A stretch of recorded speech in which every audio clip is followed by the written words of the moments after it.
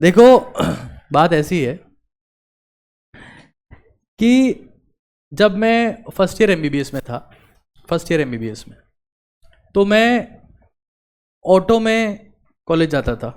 मैं एकमात्र एक ऐसा स्टूडेंट था मेडिकल कॉलेज में जो 5 नंबर ऑटो चलता है अजमेर में, लोहा खान से डबल फाटक।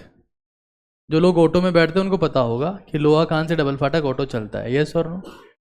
ठीक है।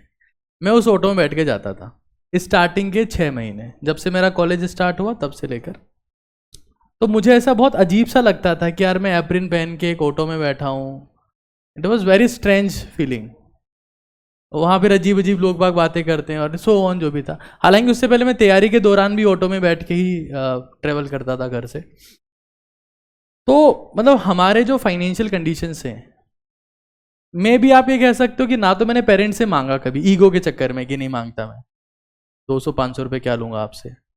ईगो मेरे में शुरू से रहा है ना, पेरेंट्स से नहीं मांगना, खत्म बात। शुरू में जितना लेना था ले लिए, बहुत है। तो मैं एक जगह टीच करने लगा, वहाँ मेरी सिस्टर पढ़ती थी इसलिए मैं वहाँ पे टीच करने गया। तो मैं वहाँ केमिस्ट्री टीच करता था फर्स्ट ईयर में। तो मेरी सिस्टर ने 11th पढ़ी, फिर 12th पढ़ी और मैं उसको टीच कर रहा था। और तब तक उसकी एज जो थी वो कम थी। फिर उसने एक और साल एग्ज़ाम की तैयारी करने के लिए बोला, तो उसने कहा कि मैं बाहर जाके तैयारी करती हूँ। तो पेरेंट्स ने बोला कि नहीं, इसको बाहर नहीं भेजेंगे, यहीं से देख लो इसका क्या करना है, जो भी तैयारी करनी है। तो मैंने बोला कि मैं टीच कर दूंगा, मैं इसको 2 साल से पढ़ा रहा हूँ, अभी भी मैं टीच कर सकता हूँ। तो उसने बोल दिया मैं तेरे से नहीं पढ़ूंगी। मैंने कहा ठीक है, क्या कर सकते हैं अब, है ना। तो मैंने कैसे ना कैसे उसको कन्विंस किया और समझाया कि मैंने कहा भाई देख लो जो भी है। तो बोलती है कि नहीं ठीक है, मतलब तेरे से तो पढ़ लूंगी, लेकिन बाकी लोग कौन है और टीचिंग करने वाले। तो मैंने अपने साथियों को बोला कि यार मेरी सिस्टर है, उसको टीच करना है। तो फर्स्ट ईयर एमबीबीएस में 2 लोग और थे, एक परम गोयल था, वो भी एसएमएस में है रेडियोलॉजी में, और एक पीयूष शुक्ला था, वो भी ऑर्थोपेडिशियन है मतलब। तो उनसे मैंने बात करी, दोनों ही बहुत ब्रिलियंट लोग थे, वो वेरी ब्रिलियंट वन, मतलब मेरे से बहुत ज़्यादा इंटेलिजेंट, बहुत ज़्यादा इंटेलिजेंट। तो मैंने उनको बोला और हम लोग ऐसे करके 3 लोग टीच करने लगे। एक वो थी और उसके साथ में उसकी 2-3 फ्रेंड्स और आ गई, और 1-2 मेरे दोस्तों के छोटे भाई आ गए। ऐसे करके 6 बच्चे रहे होंगे तब। हम 3 लोग उनको टीच कर रहे थे शाम को 4 से 7 बजे आफ्टर द कॉलेज। तो हम टीच कर रहे थे, उनको टीच कर रहे थे, जितना हमको आता था उतना हम लोग सिखा दे रहे थे। और हम उनसे उस वक्त फ़ीस चार्ज कर रहे थे 5000 रुपीज़। और अगर आपका सिलेक्शन हो गया तो हम ये 5000 रुपये रखेंगे, वरना 5000 भी ले जाना, ऐसा हमारा प्लान था। ठीक है ना। तो मैं आपको वो न्यूज़ भी दिखाऊंगा एक बार जब वो आई थी तब। तो फिर हमने उनको पढ़ाया, तो 6 में से तकरीबन 2 बच्चे तब सेलेक्ट हुए होंगे। लेकिन किस्मत की बात ये रही कि धीरे धीरे करके वो 6 के 6 सेलेक्ट हो गए थे। It was an biggest achievement. But उस साल 2 बच्चे सेलेक्ट हुए, तो 6 में से 2 सेलेक्ट हुए। तो हमारे पास में उनके जो और नॉन साथी थे वो और आ गए। तो हमने बोला हम नहीं टीच करेंगे यार। बोले नहीं आपको टीच करना पड़ेगा। और वही 5000 रुपये पे हम लोग क्या पढ़ा रहे हैं, और 24 बच्चे हो गए। तो फिर जब नेक्स्ट ईयर गया तो 7-8 बच्चे सेलेक्ट हो गए। तो फिर 24 से हमारे पास नेक्स्ट ईयर 78 स्टूडेंट्स हो गए। और फिर ये सब चीज़ें ऐसे चलती रही। तो I never ever ever ever wanted to become a teacher, never. But some time you have the process. मुझे हमेशा ज़िंदगी में स्किन का डॉक्टर बनना था, कि मुझे स्किन में जो है उसमें बहुत इंटरेस्ट है, स्किन का डॉक्टर बनना है। फिर मैं आगे गया तो मैंने सोचा कि नहीं, मैं कार्डियोलॉजी में जाऊंगा। तो मेरी 2 चॉइसेस थी, आइदर स्किन और द कार्डियोलॉजी। बट अब मैंने सोचा कि फिर जब, अब ये हालात कब है, जब मैं एमबीबीएस प्री फाइनल में हूँ, और तब अखबार में मेरी फोटोज आ रही हैं, इंटरव्यूज आ रहे हैं, और बच्चे मेरे साथ में पढ़ रहे हैं, और मैं कॉलेज में ही हूँ।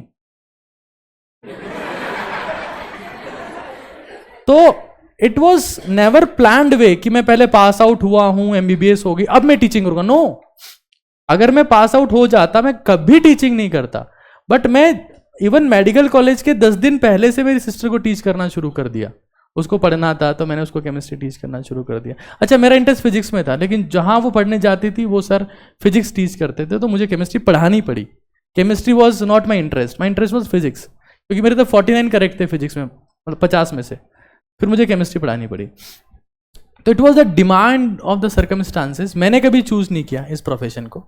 फिर मैंने सोचा कि जब इस प्रोफेशन ने मुझे चूज कर ही लिया है तो I must try to be excellent in that. मैं घास नहीं काट सकता कि यार चलो ठीक है जो चल रहा है वो ठीक है, मैं कम से कम इस चीज़ में घास ना काटूं, जो काम कर रहा हूँ वो पूरे मन से करूँ वरना ना करूँ। क्योंकि दुनिया में कोई प्रोफेशन छोटा नहीं होता है। देखो हर फील्ड में ऐसे लोग हैं, कुछ प्लेयर ऐसे होंगे जो गली में खेल रहे होंगे, कुछ प्लेयर ऐसे होंगे जो गांव में खेल रहे होंगे, उनका नाम होगा, कुछ प्लेयर और बड़े हो जाएंगे जो शहर में हो जाएंगे, कुछ इंटरनेशनल खिलाड़ी होते हैं। ऐसे हर फील्ड में है। कुछ सिंगर ऐसे होंगे जो बाथरूम में गाते हैं, कुछ स्कूल में गाते हैं, किसी को किसी इवेंट में बुलाते हैं, कुछ नेशनल लेवल के सिंगर्स हो जाते हैं, कुछ इंटरनेशनल सिंगर हो जाते हैं, कुछ पॉलिटिशियन ऐसे होते हैं जो वार्ड पंच होते हैं, कई प्रेसिडेंट बन जाते हैं। ये हर फील्ड में है स्ट्रेटिफिकेशन। डॉक्टरी के फील्ड में भी है, टीचिंग के फील्ड में भी है। कुछ टीचर्स ऐसे होंगे जो एक कमरे में टीच कर रहे होंगे कुछ बच्चों को, 7-8 बच्चों को। कुछ टीचर फिर और हायर लेवल पे चले जाएंगे, कुछ और हायर लेवल पे चले जाएंगे। तो आप किसी भी फील्ड में एक्सट्रीम पे जा सकते हैं। It's all about the choices. कोई प्रोफेशन छोटा या बड़ा नहीं होता, ये आपकी शिद्दत की बात है। वो एक कहावत है ना कि जूते बेच के लोग बाग बाटा बन गए, लोहा बेच के टाटा बन गए। इट्स ऑल अबाउट चॉइसेस कि आप में कितनी सिंसियरिटी है। खैर, तो मैं जो है, और जब मैं, अरे रुक जाओ यार, क्या है तालियां बजा रहे हो। तो इम्पॉर्टेंट चीज़ ये है ना कि जीवन में आप जो काम कर रहे हो उसमें जब आपके सामने कुछ लोग बैठे हो तो आपसे मतलब निराश होके ना जाएं। That is the priority what ever you do. इस दुनिया में बहुत सारे डॉक्टर भी ऐसे होंगे जिनसे लोग डिससेटिस्फाइड है, बहुत सारे टीचर भी ऐसे होंगे जिनसे लोग खुश नहीं है, बहुत सारे पेरेंट्स भी ऐसे होंगे जिनसे उनकी औलाद खुश नहीं है। ऐसा है। तो आप जो भी बने, try to be the perfect one, या फिर ना ही बने। आप कम से कम प्रयास तो कर सकते हैं उस चीज में। आप स्टूडेंट भी बन रहे हैं तो try to be the sincere one जो एफर्ट लगा रहा है। क्योंकि डिस्ट्रैक्शन होंगे। जब मैं स्टूडेंट था मेरे साथ भी डिस्ट्रैक्शन थे। मैंने आपको बोला था ना, एक बार मैंने नोट्स मांगे थे, नंबर लिख के दे दिया उसने सीधे। तो ये हर किसी की लाइफ में डिस्ट्रैक्शन है, बट आपको पता होना चाहिए कि आपका अल्टीमेट गोल क्या है। डिस्ट्रैक्शन हर दिन आपकी लाइफ में होगा, हर every day you will have that, you have to face the distraction, but you have to be consistent. और डिस्ट्रैक्ट होना बहुत आसान है दुनिया में, 1 सेकंड में इंसान डिस्ट्रैक्ट होता है। जब इतने सारे डिस्ट्रैक्शन हो तो distraction is very easy. Anyone can become distracted immediately. अरे यार चलो ठीक है, अब कुछ दिन मजे कर लेते हैं। It can happen to anyone, और तभी दे विल क्रैश। तो जब आप स्टूडेंट हो तो try to be the best student at your level, at least try to improve yourself. क्योंकि हर इंसान के पास में बेस्ट बनने का मौका है। स्टूडेंट ऐसा भी होगा जिसको कोई नहीं जानेगा, स्टूडेंट वो भी होगा जिसको सब जानेंगे, स्टूडेंट वो भी होगा जिसको नेशनल लेवल पे लोग जानेंगे, इंटरनेशनल लेवल पे लोग जानेंगे। It's all about how serious student you are. होते हैं ना कुछ ऐसे लोग जो इंटरनेशनल ओलंपियाड में जाके परफॉर्म करते हैं, कुछ नेशनल लेवल पे टॉप कर जाते हैं, कुछ स्टेट लेवल पे टॉप कर जाते हैं, कुछ डिस्ट्रिक्ट लेवल पे टॉप कर जाते हैं। हर चीज में स्ट्रेटिफिकेशन है। सफाई कर्मचारी भी ऐसे होते हैं, पीएस भी ऐसे होते हैं, पर्सनल असिस्टेंट जो होते हैं वो भी 0 लेवल से इंटरनेशनल लेवल तक के होते हैं। It's all about your choices कि आप कितनी शिद्दत से वो काम कर रहे हो। खैर, आगे चलते हैं। तो उसके बाद में कोविड वाला टाइम आया, तो मैं कभी पहले तो मैं ऑफलाइन ही टीच करता था, ऑनलाइन तो कभी टीच ही नहीं करता था। और कोविड के टाइम से मैंने ऑनलाइन टीच करना शुरू किया। तो मेरे को पता भी नहीं था कि ऑनलाइन लोग कैसे बिहेव करते हैं। मैं अजीब तरीके से टीच करता था, जैसे ऑफलाइन बच्चों को टीच करना है वैसे। बट समय के साथ मैंने खुद को चेंज किया, और पिछले 1 साल में I have change my self completely. जो मैं था मैं वो नहीं हूँ, मैं पूरा चेंज हो चुका हूँ। And I am continuously improving my self. और मैं उसके लिए डेली खुद बैठ के लिखता हूँ, खुद काम करता हूँ। 9:30 से 1:30 बजे तक, या 9:30 से 12:30 बजे तक मैं रोज लिखता हूँ, रोज पढ़ता हूँ। रोज। शायद तुम भी नहीं पढ़ते होंगे, I don't know, but I do that. क्योंकि मेरे लिए जिंदगी में सबसे बड़ा सुकून वही है। बट उसके बाद भी मैं, अगर स्टूडेंट मुझे कुछ भेज रहे हैं या उनके कुछ इश्यूज है, I always try to reply them कि उनका कुछ इश्यू है तो I try to solve them as well. But important यही है, सुकून आपको मेहनत करके ही मिलेगा, और कोई तरीका नहीं है सुकून पाने का जिंदगी में। आप चाहे जो प्रयास कर लेना, जो प्रयास कर लेना। इंसान का बॉडी इस तरीके से डिजाइंड है ना कि उसको सेवा करके ही सुकून मिलेगा। आप चाहे दुनिया की किसी भी बहुत बड़ी पार्टी में चले जाना, आप चाहे मिस वर्ल्ड के साथ में रह जाना या मिस्टर वर्ल्ड के साथ में रह जाना, या जितने भी नशे होते हैं, चरस, गांजा, अफीम, कोकेन, स्मैक, सब ट्राई कर लेना। आपको सुकून नहीं मिलेगा। जब आप दुनिया की सेवा करोगे तब आपको सुकून मिलेगा।